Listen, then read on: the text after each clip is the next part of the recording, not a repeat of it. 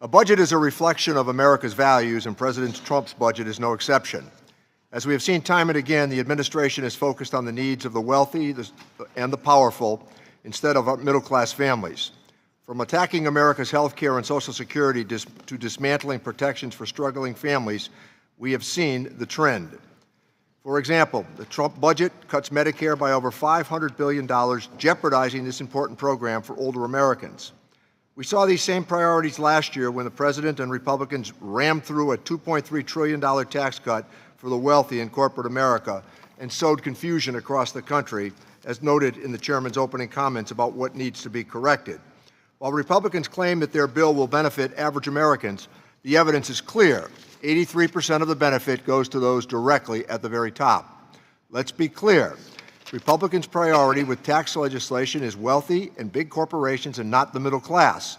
While big companies and the most well-off and well-connected reap massive benefits, tens of thousands of workers are being laid off and middle-class families are not seeing the gains that Republicans have promised. I saw this myself back home in Massachusetts when the legislation first passed. Their tax plan limits the SALT deduction to $10,000. However, the bill allowed for taxpayers to prepay their 2018 property taxes before the close of 2017.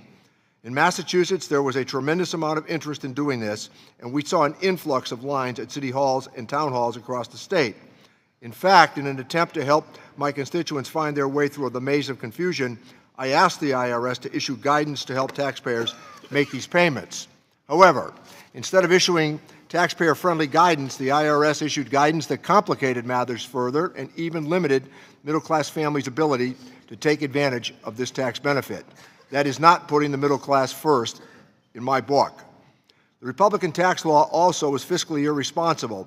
The law adds at least $2.3 trillion to the nation's debt while giving massive tax cuts to people at the top.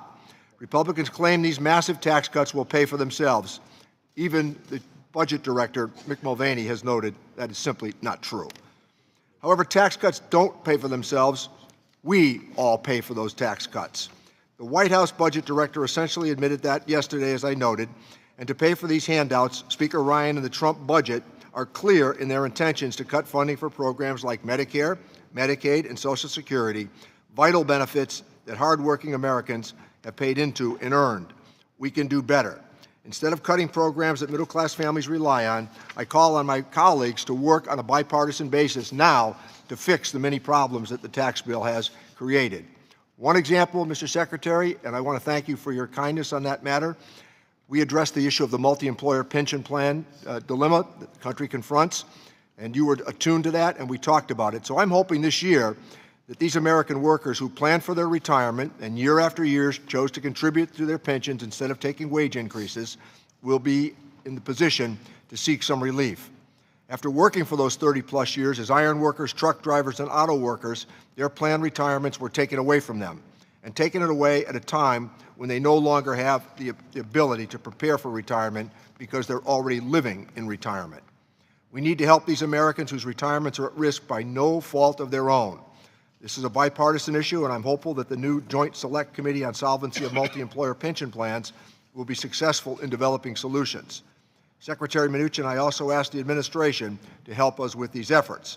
Our goal is to work on this committee with these families and to put them first and act together to create opportunities for the middle class.